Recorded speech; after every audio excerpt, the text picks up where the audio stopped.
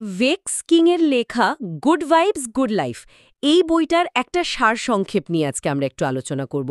হ্যাঁ, মানে বইটা তো বেশ জনপ্রিয়। ঠিক তো এর গভীরে গিয়ে দেখব কি কি আইডিয়া আছে এখানে। ফোকাসটা মূলত আত্মোন্নতি আর পজিটিভিটি, কিন্তু শুধু সারফেস লেভেলে না থেকে এর পেছনের কারণগুলো একটু বোঝার চেষ্টা করব। চলুন শুরু করা যাক। অবশ্যই, শুধু পজিটিভ ভাবো ভালো হবে এ ধরনের কথার বাইরে গিয়ে বইটা আসলে কিভাবে বলছে যে আমাদের ভেতরের জগৎটা বাইরের পরিস্থিতিকে প্রভাবিত করে। এখানে কিছু সাইকোলজিক্যাল কৌশল আর জীবন দর্শনের একটা মিশ্রণ আছে মনে হয়, সেগুলোই দেখব আমরা। আচ্ছা, একদম শুরুতে যে বিষয়টা আসছে সেটা হলো আত্মভালোবাসা, সেলফ লাভ। বলা হচ্ছে এটাই নাকি সুখী জীবনের একেবারে মূল ভিত্তি। কিন্তু এটা তো বেশ শোনা কথা, তাই না? এই বইয়ের সারাংশ কি এর কোনো নতুন দিক বলছে বা একটু অন্যভাবে বলছে? হ্যাঁ, এখানে একটা ইন্টারেস্টিং ব্যাপার আছে। শুধু নিজেকে ভালোবাসা বা নিজের যত্ন নেওয়ার কথা বলছে না।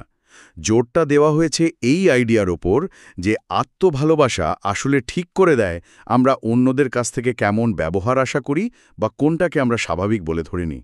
ও আচ্ছা। হ্যাঁ, এটা অনেকটা ফিল্টারের মতো। যদি নিজের প্রতি ভালোবাসা, নিজের সম্মান কম থাকে, তখন আমরা হয়তো নিজের অজান্তেই এমন সম্পর্ক বা পরিস্থিতিতে যাই যেখানে আমাদের সেভাবেই ট্রিট করা হয়। বুঝতে পারছি।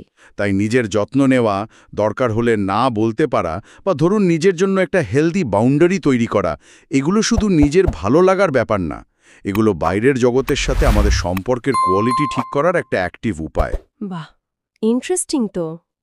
তার এটা শুধু ভেতরের ফিলিংস নয়, বাইরের সাথে লেনদেনের একটা সিস্টেমও বটে।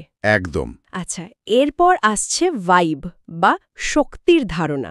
বইয়ের সারসংক্ষেপ বলছে আমাদের চিন্তা, ফিলিংস, বিলিফ এই সব মিলে নাকি এক ধরনের এনার্জি তৈরি হয়। হ্যাঁ, ভাইব, যেটা বাইরের ঘটনাকে প্রভাবিত করে। এই ভাইব জিনিসটা আসলে কি? বইটা কিভাবে ব্যাখ্যা করছে এটা? বইটাতে ভাইব বা শক্তি বলতে আসলে বোঝানো হচ্ছে আমাদের যে ইমোশনাল বা মেন্টাল স্টেট, তার একটা সামগ্রিক প্রকাশ। এটা শুধু আমাদের মুড না, আমাদের আচরণ, কথা বলার ধরন, এমনকি বডি ল্যাঙ্গুয়েজ সবকিছুকেই প্রভাবিত করে। আর এই পুরো প্যাকেজটাই নাকি অন্যদের কাছে একটা সিগন্যাল পাঠায়। যেমন ধরুন, ভালো ফিলিংস, ভালোবাসা, কৃতজ্ঞতা, আনন্দ, এগুলো হাই ফ্রিকোয়েন্সি এনার্জি তৈরি করে। আর সেটাই নাকি একই রকম পজিটিভ সিচুয়েশন বা সুযোগকে টানে। অনেকটা রেডিওর মতো, যে স্টেশনে টিউন করবেন সেই গানটাই বাজবে। তার আমাদের ভেতরের অবস্থাটা বাইরের অভিজ্ঞতার সাথে এক ধরনের রেজোনেন্স বা অনুরণন তৈরি করে। হ্যাঁ, অনেকটা সেরকমই। আর উল্টো দিকে ধরুন ভয়, রাগ বা নিজেকে ছোট ভাবা, এই অনুভূতিগুলো লো ফ্রিকোয়েন্সি এনার্জি তৈরি করে, যার নেগেটিভ অভিজ্ঞতার সম্ভাবনা বাড়াতে পারে। তবে এখানে একটা জিনিস মনে রাখতে হবে। কি? বইটা সম্ভবত এটাকে আক্ষরিক অর্থে ম্যাগনেটিক অ্যাট্রাকশনের মতো বলছে না, বরং বোঝাতে চাইছে যে আমাদের মানসিক অবস্থা, আমাদের ডিসিশন মেকিং, সুযোগ চেনার ক্ষমতা, অন্যদের সাথে ইন্টারঅ্যাকশন, এগুলোকে প্রভাবিত করে। ও আচ্ছা আচ্ছা। যেমন একজন কনফিডেন্ট পজিটিভ মানুষ হয়তো চাকরির ইন্টারভিউতে ভালো করবেন বা নতুন কারোর সাথে সহজে মিশতে পারবেন। ভাইবটা সেভাবেই কাজ করে। হ্যাঁ, বুঝেছি, লজিক্যাল লাগছে। তবে এখানে একটা খুব গুরুত্বপূর্ণ পয়েন্ট উঠে এসেছে। সেটা হলো শুধু পজিটিভ চিন্তা করলেই নাকি ফল আসে না। হ্যাঁ, এটা খুব জরুরি। এটা অনেকের কাছে একটু ধাক্কার মতো লাগতে পারে, কারণ আজকাল পজিটিভ থিঙ্কিংয়ের উপর তো খুব জোর দেওয়া হয়। বইটা বলছে এর সাথে কাজ করা আর বিশ্বাস রাখাও জরুরি। ঠিক। এখানেই বইটা শুধু উইশফুল থিঙ্কিং থেকে সরে এসে একটু বাস্তবতার দিকে যাচ্ছে। পজিটিভ মানসিকতা হলো ফাউন্ডেশন, কিন্তু তার উপর বিল্ডিং বানাতে হলে তো প্ল্যানিং লাগবে, কাজ লাগবে, তাই না? অবশ্যই। যেমন প্রতিদিন পজিটিভ কথা বলা, অ্যাফার্মেশন, বা নিজের গোল অ্যাচিভ করার ছবি মনে মনে দেখা, ভিজুয়ালাইজেশন, এগুলো মনকে তৈরি করে, বিশ্বাসটাকে শক্ত করে। কিন্তু সেই বিশ্বাসকে বাস্তবে আনতে গেলে তো অ্যাকশন নিতেই হবে। ধরুন কেউ সুস্থ হতে চায়, শুধু আমি সুস্থ ভাবলে তো হবে না। তাকে হেলদি খাবার খেতে হবে, এক্সারসাইজ করতে হবে, ডাক্তারের কথা শুনতে হবে। ঠিক। তো বিশ্বাস আর কর্ম, এই দুটো মিলেই কিন্তু ফলটা আসে। এই যে অ্যাফার্মেশনের কথা বললেন, এটা কি সত্যিই কাজ করে? মানে বইটা বলছে আমাদের অবচেতন মন নাকি বারবার শোনা কথাগুলোকেই বিশ্বাস করে নেয়। আমি পারি না না বলে আমি পারবো বা আমি যোগ্য বলতে বলা হচ্ছে। এটা কি শুধু নিজেকে সান্ত্বনা দেওয়া নয়? ব্যাপারটা তার চেয়ে একটু একটু ডিপ। আমাদের মনে তো সারাদিন হাজার হাজার চিন্তা আসে, তাই না? হ্যাঁ, তা তো আসেই। তার বেশিরভাগই হয়তো আমরা খেয়াল করি না, আর অনেক সময়ই সেগুলো নেগেটিভ বা সেলফ লিমিটিং হয়। আমার দ্বারা হবে না, আমি যথেষ্ট ভালো নই, এরকম। এগুলো ধীরে ধীরে আমাদের বিশ্বাস আর আচরণকে কন্ট্রোল করতে শুরু করে। রেগুলার পজিটিভ সেলফ টক বা অ্যাফার্মেশন এই অটোমেটিক নেগেটিভ চিন্তার প্যাটার্নকে চ্যালেঞ্জ করে। বারবার পজিটিভ কথা শুনলে, মানে নিজেকে বললে, অবচেতন মন ধীরে ধীরে সেটাকে অ্যাকসেপ্ট করতে শুরু করে। এটা অনেকটা ব্রেইনে নতুন একটা সফটওয়্যার ইনস্টল করার মতো। ইন্টারেস্টিং উপমা। পুরনো বিশ্বাসগুলো হয়তো একবারে মুছে যায় না, কিন্তু নতুন শক্তিশালী একটা বিশ্বাস তৈরি হতে থাকে, যেটা কনফিডেন্স বাড়ায়, নতুন পসিবিলিটি দেখতে হেল্প করে। এটা কিছুটা কগনিটিভ বিহেভিয়ারাল থেরাপি বা সিবিটির কনসেপ্টের সাথে মেলে, যেখানে চিন্তার প্যাটার্ন বদলে ফিলিংস আর বিহেভিয়ার বদলানোর কথা বলা হয়। তার মানে এটা মনকে রিপ্রোগ্রাম করার একটা চেষ্টা। আচ্ছা, এই প্রসঙ্গে নেগেটিভ প্রভাব এড়িয়ে চলার কথাও তো এসেছে। হ্যাঁ, অবশ্যই। দেশ থেকে দূরে থাকা, এটা তো আমরা মোটামুটি সবাই জানি। বইটা কি এর কোনো বিশেষ কারণ বা মেথড বলছে? বইটা এটাকে দেখছে এনার্জি ম্যানেজমেন্ট হিসাবে, মানে নিজের শক্তি বাঁচিয়ে রাখা। Energy management. হ্যাঁ, আমাদের চারপাশের মানুষ বা পরিবেশ আমাদের মেন্টাল স্টেট বা ওই যে বললাম ভাইব, সেটাকে সরাসরি এফেক্ট করে। কিছু মানুষ থাকে না, যারা সবসময় কমপ্লেন করে, ক্রিটিসাইজ করে বা খুব হতাশাবাদী কথা বলে। হ্যাঁ, থাকে তো। এদের সাথে মিশলে নিজের অজান্তেই আমাদের ভেতরের এনার্জি কমে যায়, মোটিভেশন নষ্ট হয়। বইটার পরামর্শ হলো এই ধরনের এনার্জি ড্রেন এড়িয়ে চলতে হবে। এর মানে এই না যে সিম্প্যাথি থাকবে না, কিন্তু নিজের মানসিক শান্তি রক্ষা করার জন্য একটু সচেতনভাবে দূরত্ব রাখতে হবে। ঠিক। এটা আসলে সেলফ লাভেরই একটা অংশ, নিজের ভালো থাকাকে প্রায়োরিটি দেওয়া। এর বদলে এমন মানুষের সঙ্গ খুঁজতে বলা হয়েছে যারা ইন্সপায়ার করে, উৎসাহ দেয়। সচেতনভাবে নিজের পরিবেশ তৈরি করা বেশ জরুরি পয়েন্ট। আচ্ছা, এরপর আসছে কৃতজ্ঞতার শক্তি, পাওয়ার অফ গ্র্যাটিটিউড। এটাও খুব পাওয়ারফুল একটা আইডিয়া। এটাও খুব পরিচিত একটা কনসেপ্ট। বইয়ের সারসংক্ষেপ বলছে এটা আমাদের মনোযোগকে অভাব থেকে আশীর্বাদের দিকে নিয়ে যায়। এর কার্যকারিতাটা ঠিক কিভাবে কাজ করে? দেখুন, কৃতজ্ঞতা শুধু একটা ভালো লাগার অনুভূতি না, এটা একটা মেন্টাল এক্সারসাইজ যা আমাদের পার্সপেক্টিভ বদলাতে সাহায্য করে।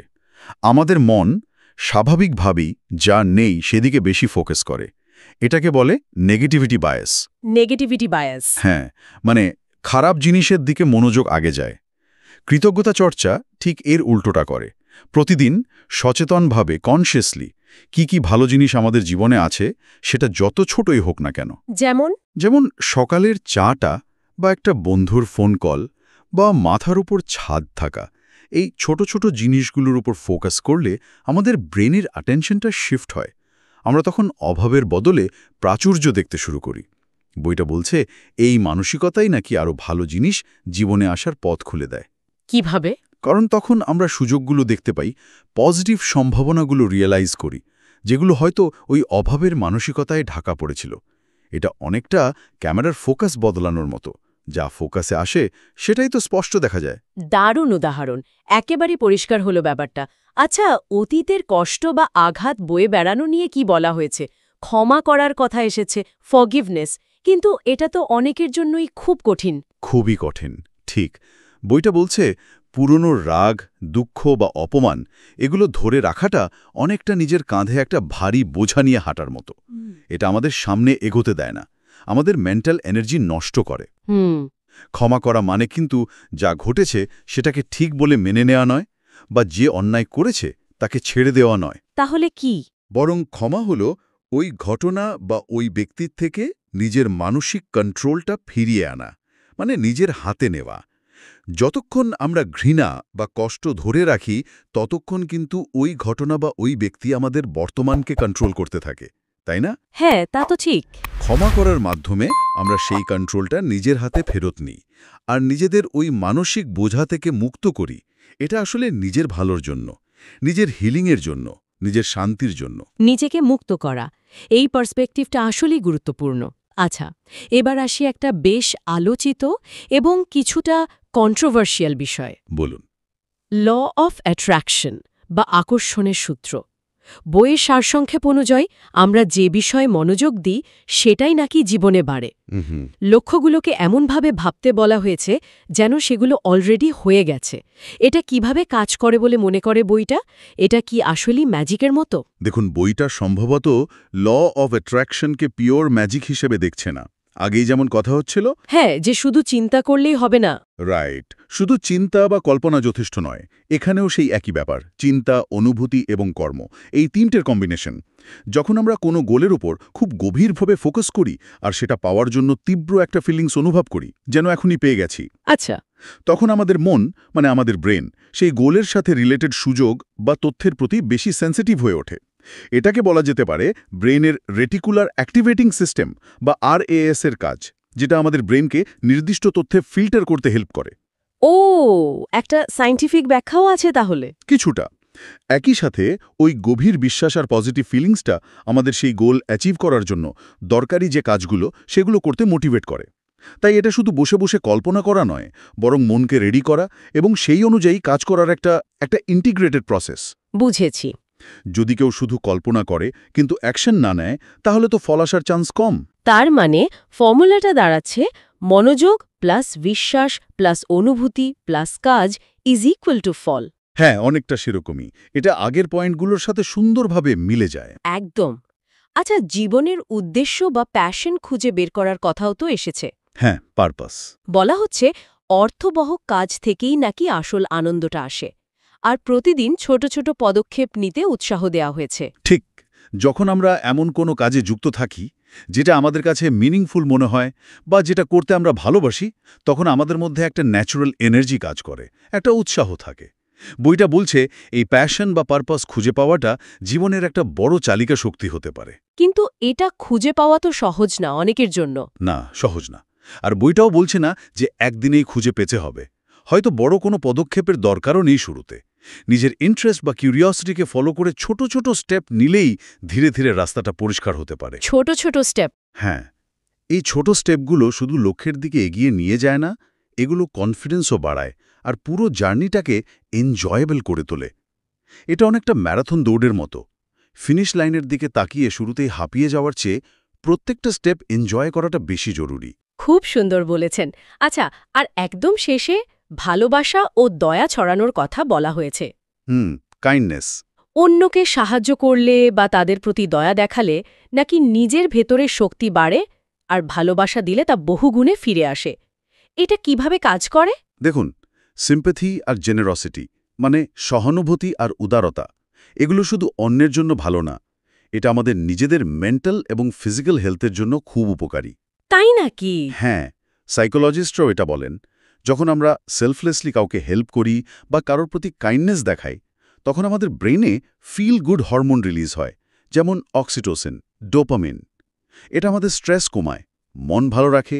বইটার আইডিয়া অনুযায়ী এই পজিটিভ ফিলিংস আমাদের ওভারঅল ভাইবকে আরও ভালো করে। আচ্ছা। আর যখন আমরা ভালোবাসা বা পজিটিভিটি দিই, তখন আমরা প্রায়শই সেটা অন্যদের থেকেও ফেরত পাই।